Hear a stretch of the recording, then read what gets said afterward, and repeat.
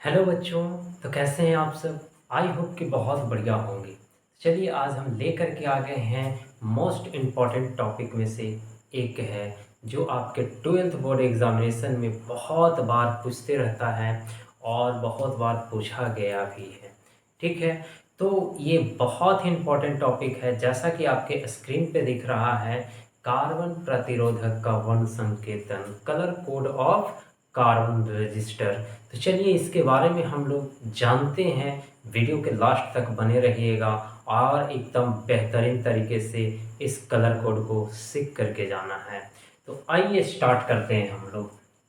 तो जैसा कि आप देख रहे हैं, कार्बन प्रतिरोधक का वर्ण संकेतन ये होता क्या है ध्यान दीजिएगा। जैसे कमर्शियली इसको दो तरह से यूज़ किया जाता है। ठीक है, व्यावसायिक तौर पर देखा जाए तो दो तरह से यूज़ किया जाता है। ठीक है, व्यावसायिक तौर पर,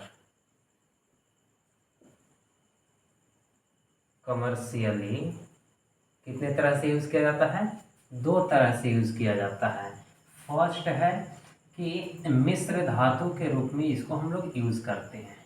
ठीक है, मिश्र धातु के रूप में यूज़ करते हैं, जिसको एलॉयज बोलते हैं, है ना।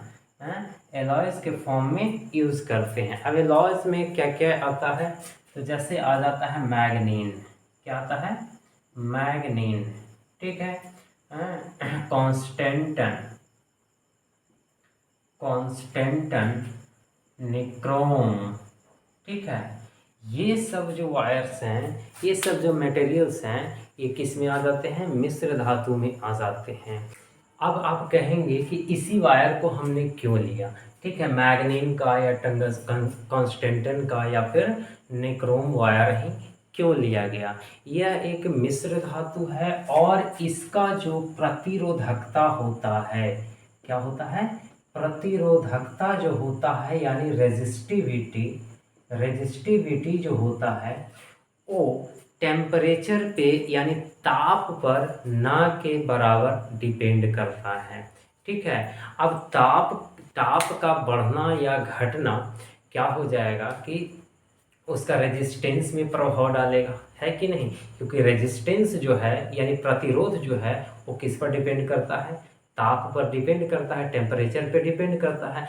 अब ताप यदि अगर बढ़ता है वायर का या फिर घटता है तो उस टाइम पे क्या होगा? उसका रेजिस्टेंस बढ़ेगा या घटेगा।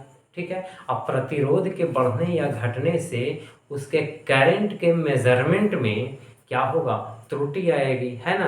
कभी करंट बढ़ जाएगा, कभी करंट घट जाएगा, तो उस दौरान क्या होता है कि दिक्कत हो सकता है। इसीलिए अदर वायर को नहीं लिया जाता है। इसीलिए हम लोग जो यानी कि कमर्शियली रूप से देखा जाता है तो हम लोग क्या लेते हैं? एलॉयज लेते हैं, यानी कि मिश्र धातु का वायर लेते हैं। जैसे मैग्नीन का हो गया, कॉन्स्टेंटन का हो गया या फिर निक्रोम वायर हो गया। बात समझ में आ रही है? क्लियर है? और दूसरे रूप में जो यूज किया जाता है, ठीक है, दूसरा जो होता है वो होता है कार्बन प्रतिरोधक। क्या होता है? कार्बन प्रतिरोधक, कार्बन रेजिस्टर। अब ये कार्बन रेजिस्टर जो होता है इसका प्रतिरोध काफी हाई होता है। इसका प्रतिरोध क्या होता है? काफी हाई होता है, उच्चतर प्रतिरोध होता है। ठीक है, हाई ऐसा लिख सकते हैं हम लोग, वेरी हाई रेजिस्टेंस। क्या होता है? वेरी हाई रेजिस्टेंस होता है।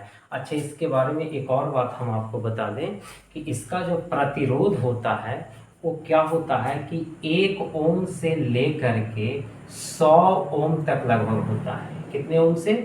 1 ओम से लेकर के 100 ओम तक ही होता है। यदि अगर और ज़्यादा हमें प्रतिरोध की ज़रूरत पड़े तो और ज़्यादा नहीं बढ़ाया जा सकता है। और ज़्यादा प्रतिरोध बढ़ाने के लिए हमें क्या करना होगा? और ज़्यादा लंबा वायर लेना होगा। तो जितना ज़्यादा लंबा वायर लेंगे, ठीक है, उतना ज़्यादा उसका प्रतिरोध क्या होगा? बढ़ेगा। अब आप खुद सोच सकते हैं कि ज़्यादा वायर यानी जितना ज़्यादा से ज़्यादा वायर हम लाएंगे तब जाकर के उसका प्रतिरोध क्या होगा? बढ़ेगा। इसका मतलब है कि खर्च भी तो ज़्यादा आएगा ना, है कि नहीं। ठीक है, तो इसीलिए वो सारे को हटा करके एक कार्बन प्रतिरोध यानी कार्बन रजिस्टर का यूज किया गया, जो साइज में भी छोटा होता है। साइज में क्या होता है, न्यूनतम आकार का होता है। कैसा आकार का होता है, न्यूनतम आकार का होता है कि नहीं। ठीक है, बहुत very small size, very small size. ठीक है, बहुत छोटे साइज का होता है। ठीक है, तो इसमें क्या किया जाता है कि ये जो है ना, इसमें लिखा हुआ नहीं रहता है कि इतने प्रतिरोध का ये प्रतिरोधक है, ऐसा नहीं रहता। उसमें क्या दर्शाया जाता है, कलर कोड दर्शाया जाता है। यानी कि ये जो वायर होता है, ये जो प्रतिरोधक होता है, इस प्रतिरोधक पर, ठीक है, अगर मान लेते हैं कि ये प्रतिरोधक है, तो इस प्रतिरोधक पर इस तरह के कलर बैंड्स होते हैं, है कि नहीं। कलर बैंड्स होते हैं, जिससे हम लोग पता कर सकते हैं कि कितने ओम प्रतिरोध का ये प्रतिरोधक है कि नहीं। इसका पूरा नाम है कार्बन प्रतिरोधक। कितने ओम का ये कार्बन प्रतिरोधक है, इस कलर से पता कर सकते हैं। यानी हमारे पास में कुछ डाटा भी हैं, वो डाटा को हम आपको बता रहे हैं। ठीक है, तो सबसे पहले हम लोग ये जो चार कलर आप देख रहे हैं, इस कलर का नाम देते हैं ABCD। ये जो चार कलर है, ये चारों कलर से हम लोग पता कर लेंगे कि कितने ओम का ये प्रतिरोधक है कि नहीं। ठीक है, बात समझ में आ रही है, क्लियर है यहाँ तक। चलिए, बहुत बढ़िया, आगे हम लोग बढ़ते हैं। तो इसकी ओर हम लोग चलते हैं।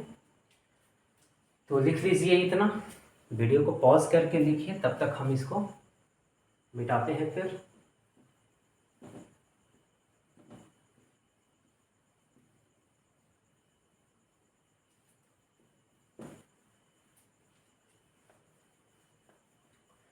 अब ध्यान देंगे, ये जो कार्बन रेजिस्टर्स होते हैं, ठीक है, ये इस टाइप का होते हैं, मतलब सिलेंड्रिकल टाइप का, है ना, बेलनाकार टाइप का होता है, जिसमें इस तरह का बैंड्स होते हैं। बैंड्स बोले तो उसका, इसको हम लोग हिंदी में धारियां बोलते हैं। इस तरह का बैंड्स होते हैं। कितने बैंड्स होते हैं, चार बैंड्स होते हैं। ठीक है, चारों बैंड्स का नाम दे देते हैं। ये हो गया बैंड्स ABCD। कितने बैंड्स हैं, चार बैंड्स हैं। ठीक है, अब ये चारों बैंड्स जो होते हैं, ठीक है, ये जो चारों बैंड्स होते हैं, ये एक दूसरे के समक्ष होते हैं। समक्ष बोले तो प्रतिरोध का चार समक्ष वलय का समूह होते हैं। ठीक है, समक्ष वलय का मतलब होता है कोएक्सियल रिंग। क्या होता है, कोएक्सियल रिंग। मतलब सबका यदि अगर एक्सिस देखा जाए तो क्या है, सेम है। यानी कि उस बैंड पे ही वो क्या रहता है, कलर किया हुआ रहता है इस टाइप से। ठीक है, गोल गोल रिंग टाइप से बनाया हुआ रहता है। ठीक है, इसी तरह से, ठीक है, इसमें जो चार बैंड्स हैं ABCD, जिसमें से A और B बैंड्स जो होते हैं, यानी A और B धारियां जो होता है, A और B धारियां जो होता है, ठीक है, वो क्या बताता है, वो अंक को बताता है, प्रतिरोधक के अंक को बताता है। ठीक है, प्रतिरोध के अंक को बताता है ओम में, क्योंकि प्रतिरोध का ऐसा ही मात्रक क्या होता है, ओम होता है। और C बैंड्स जो होते हैं, यानी C धारी जो होता है, ठीक है, C धारी वो क्या बताता है, वो दशमलव गुणांक को बताता है। क्या बताता है, दशमलव गुणांक को बताता है। ठीक है, जिसको हम लोग बोलते हैं मल्टीप्लायर, मल्टीप्लायर। ठीक है, और डी धारी जो होता है, डी धारी जो होता है, वो क्या बताता है, डी धारी जो होता है वो क्या बताता है, प्रतिशत में त्रुटि सीमा को बताता है, प्रतिशत में त्रुटि सीमा को बताता है, प्रतिशत में त्रुटि सीमा को बताता है। ठीक है, टॉलरेंस, टॉलरेंस। ठीक है, क्लियर है, कोई दिक्कत है नहीं ना? चलिए और बढ़िया। अब हम लोग क्या करते हैं, इसको आप लिख लेंगे और अब हम लोग कुछ डाटा लिखते हैं। ठीक है, वो डाटा आपको याद करना पड़ेगा और उसको याद करने का हम एक तरीका भी बता देंगे, आप उसको याद रखेंगे। ठीक है ना? तो चलिए इसको हम लोग मिटाते हैं, मिटाने के बाद आगे हम लोग डाटा लिखना शुरू करते हैं। ठीक है, तो जैसे यहाँ पे हम लोग क्या लिख लें, पहले कलर। ठीक है, कलर यानी रंग, रंग का नाम, कलर का नाम लिखेंगे यहाँ पे। ठीक है, उसके बाद में हम लोग अंक लिखेंगे, जो जो कलर है। ठीक है, अंक कौन कौन सा, यानी कि ए बैंड और बी बैंड जो है वो क्या बताता है, अंक को बताता है। तो ए और बी यहाँ पे लिख लेंगे। साथ ही साथ सी धारी जो है वो दशमलव गुणांक को बताता है। ठीक है, तो दशमलव गुणांक यहाँ पे सी हम लिख लेंगे। और डी धारी जो है वो क्या बताता है, त्रुटि सीमा को बताता है, किसमें, प्रतिशत में। तो यहाँ पे हम लिख लेंगे त्रुटि सीमा, त्रुटि सीमा। ठीक है, किसमें, प्रतिशत में। क्लियर है? अब इसको हम लोग मिटाते हैं और यहाँ पे लिखना स्टार्ट करते हैं। ठीक है, तो पहला कलर जो है, पहला कलर, ठीक है, वो ब्लैक है, black, brown, red, orange, yellow, green, blue,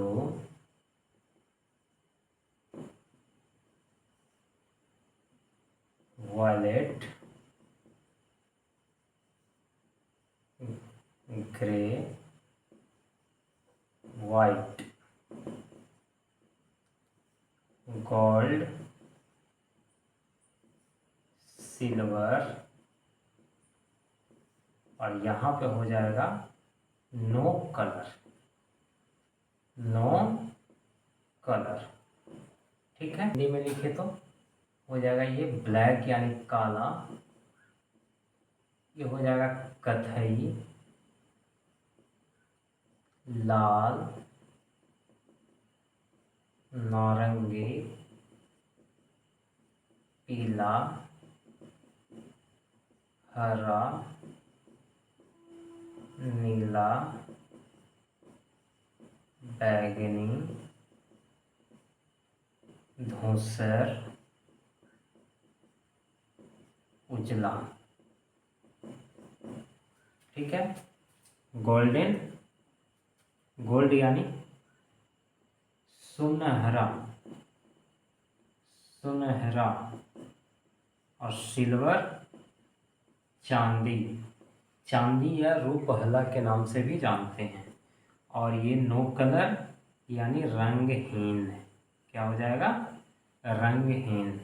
इसका जो अंक होता है वो 0 से स्टार्ट होता है, 0, 1, 2, 3, 4, 5, 6, 7, 8, 9। ठीक है, ये आपका हो जाएगा अंक। ठीक है, और इसका सुनहरा यानी गोल्ड, सिल्वर और नो कलर, इसका कोई अंक नहीं होता है। गुणांक यदि अगर देखें तो गुणांक यहाँ पे हो जाता है 10 के पावर 0, 10 के पावर 1, 10 के पावर 2, 10 के पावर 3, 10 के पावर 4, 10 के पावर 5, 10 के पावर 6, 10 के पावर 7, 10 के पावर 8, 10 के पावर 9। ठीक है, इसका ये गोल्डन सिल्वर नो कलर का कोई गुणांक नहीं होता है। ठीक है, अब यदि अगर देखें त्रुटि सीमा, तो त्रुटि सीमा जो होता है वो सिर्फ गोल्ड सिल्वर और नो कलर का होता है। कितना?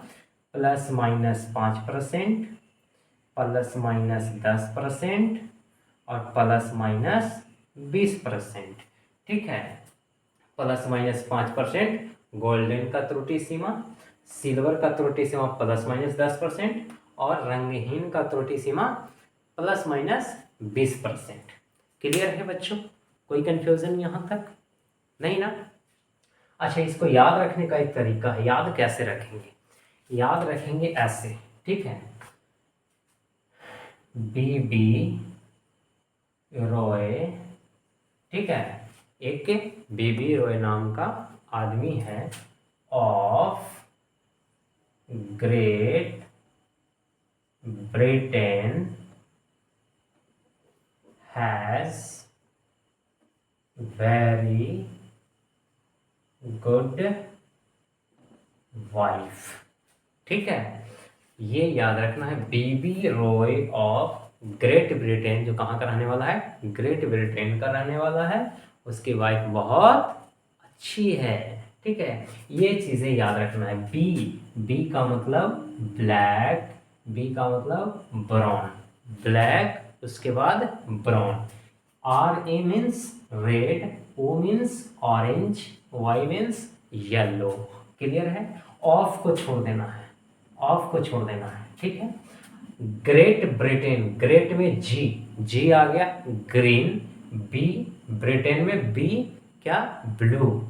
ठीक है, हैज यहाँ से हटा देना है। ठीक है, वेरी गुड वाइफ, वी का मतलब वायलेट, जी का मतलब ग्रे और वाइफ यानी डब्ल्यू का मतलब वाइट। ठीक है, और लास्ट में कुछ नहीं, GSN लगा देना है। ठीक है, GSN golden silver no colour, golden silver no colour. Clear है? कोई कंफ्यूजन? तो ये है आपका एक टेक्निक जो आप इससे याद रख सकते हैं। क्या? Baby Roy of Great Britain has very good wife, baby Roy of Great Britain has very good wife. B का मतलब ब्लैक ब्राउन, रॉय यानी red orange yellow, Great Britain, Great यानी जी ग्रीन और ब्रिटेन मतलब B आया blue. Clear? Has very good wife, very यानी V का मतलब वायलेट, ग्रे जी का मतलब क्या? ग्रे और डब्ल्यू का मतलब वाइट, कि GSN यानी golden silver no colour. Clear है? कोई दिक्कत? ठीक है, चलिए आगे हम लोग बढ़ते हैं, कुछ एग्जाम्पल्स हम लोग करते हैं। ठीक है, इसका हम लोग एग्जाम्पल्स करते हैं। क्वेश्चन पूछेगा कैसे, एग्जामिनेशन में क्वेश्चन आता कैसे है। ठीक है, तो इस तरह से जैसे एक दे दिया गया है, कार्बन रजिस्टर बना दिया गया है और इस कार्बन रजिस्टर का, ठीक है, कलर बता दिया गया है कि ये कलर का है।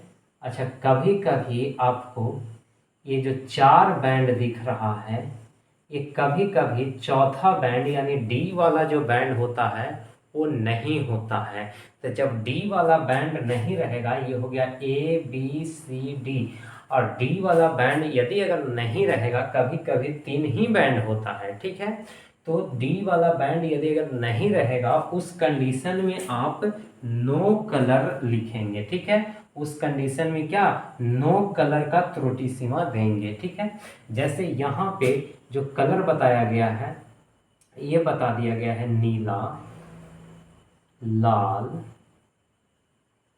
लाल, ठीक है, नीला, लाल, और आपको बता दिया गया इसमें हम दे देते हैं पीला, इसमें क्या देते हैं? पीला। ठीक है, और ये जो चौथा कलर है वो क्या है? चांदी। अब इसका बताएगा, अब इसका प्रतिरोध निकालने को कहेगा, तो इसका प्रतिरोध हम लोग कैसे निकाल लेंगे? तो R बराबर क्या?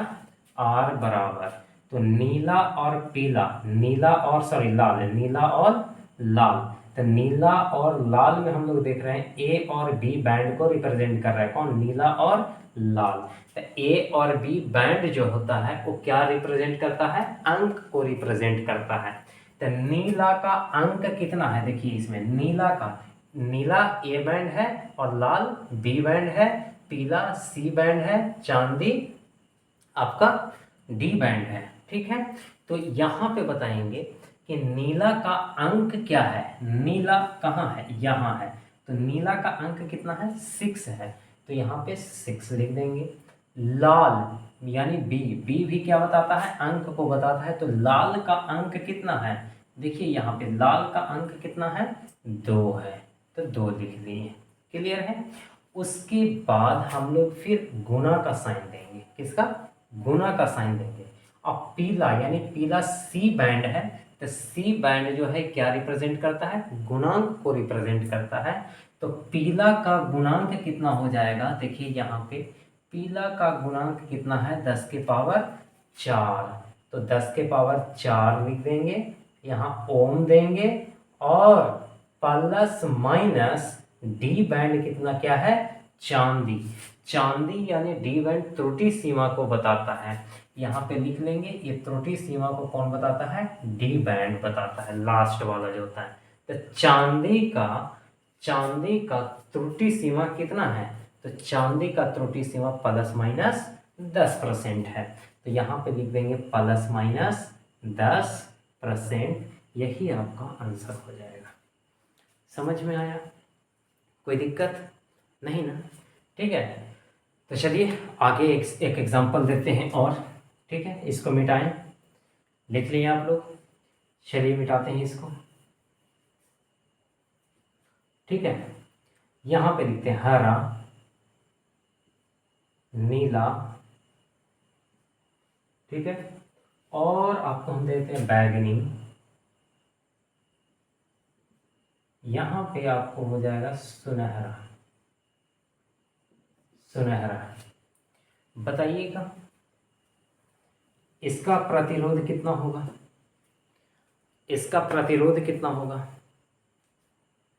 हाँ जी, कितना आया?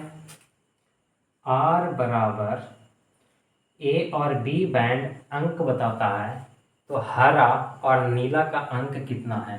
तो सबसे पहले तो हरा है। सबसे पहले कौन है? हरा है। तो हरा का अंक कितना है? 5 है।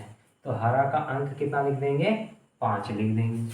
ठीक है, उसके बाद नीला है। नीला का अंक कितना है? 6 है। तो नीला का अंक कितना हो गया? 6 हो गया। ठीक है, उसके बाद में हम लोग गुणा का चिन्ह देंगे और गुणा का साइन देने के बाद बैगनी सी बैंड का रिप्रेजेंट कर रहा है और सी बैंड जो है गुणांक बताता है। तो बैगनी का गुणांक कितना हो गया? देखिए 8 नंबर पे बैगनी का गुणांक 10 के पावर 7 ओम लिख देंगे। 10 के पावर 7 ओम। उसके बाद में सुनहरा है। तो सुनहरा का त्रुटि सीमा क्या होता है? डी बैंड में बता रहा है सुनहरा का त्रुटि सीमा क्या है? Plus minus 5%। तो प्लस माइनस 5% लिख देंगे। यानी इस बैंड का जो प्रतिरोध है वो कितना है? 56 इंटू 10⁻7 ओम प्लस माइनस 5%। मतलब कि प्लस यानी कि प्लस 5% और माइनस 5% उसी के बीच में इसका प्रतिरोध है। क्लियर है? समझ में आ रहा है? ठीक है, बहुत बढ़िया। चलिए लास्ट क्वेश्चन एक हम लोग करते हैं। ठीक है, और लास्ट क्वेश्चन क्या रहेगा आपका? एक लाल है। ठीक है, पहला बैंड क्या है? लाल है और दूसरा बैंड क्या है? पीला है। दूसरा बैंड क्या है? पीला है और तीसरा बैंड क्या है? नीला है। बट चौथा बैंड गायब है। चौथा बैंड क्या है? नहीं है। ठीक है, इस कंडीशन में यदि अगर प्रतिरोध का वैल्यू देखेंगे, इस कंडीशन में प्रतिरोध का वैल्यू क्या हो जाएगा? आर बराबर लाल का अंक कितना है? 2 है। तो 2 लिखेंगे। उसके बाद पीला है। फिर पीला का अंक कितना हो जाएगा? पीला का अंक कितना हो जाएगा? 4 हो जाएगा। पीला का अंक 4 हो जाएगा। ठीक है, फिर गुणा का साइन देंगे। नीला, नीला का गुणांक कितना हो जाएगा? देखिए नीला का गुणांक कितना है? 10 के पावर 6 है। ठीक है, और एक कलर दिया ही नहीं, एक कलर दिया ही नहीं। ठीक है, यानी नो कलर। अगर यहाँ पे ऐसे दिया हुआ भी है तो मान लेते हैं कि ये दे दे नो कलर। ठीक है, यानी रंगहीन। क्या दे दे? रंगहीन, या फिर दे ही नहीं। ठीक है, तो उस कंडीशन में हम लोग क्या करेंगे? प्लस माइनस रंगहीन का त्रुटि सीमा कितना है? 20%। तो प्लस माइनस क्या लिख देंगे? 20% लिख देंगे। ये हो जाएगा आपका आंसर। समझ में आ रही है बात? कोई कंफ्यूजन? आई होप कि बहुत बढ़िया से आपको कलर कोडिंग समझ में आया होगा, ये बात क्लियर हुआ होगा। तो आशा ही नहीं बल्कि पूर्ण विश्वास करते हैं कि आज के बाद यदि अगर आपको ऐसा क्वेश्चन मिलेगा तो आपसे ना बने, ऐसा नहीं हो सकता है कि नहीं? तो चलिए फिर मिलते हैं कभी नेक्स्ट वीडियो में किसी और टॉपिक के साथ। तब तक के लिए आप लोग पढ़ते रहिए, स्वस्थ रहिए, मस्त रहिए, और वीडियो को लाइक करना मत भूलिए। वीडियो को जितना ज़्यादा से ज़्यादा आप शेयर कीजिए, हर एक दोस्त के पास में, हर एक ग्रुप में वीडियो को शेयर कीजिए। और यदि अगर आप इस चैनल पर नए हैं तो चैनल को सब्सक्राइब भी कीजिए। तो थैंक यू सो मच।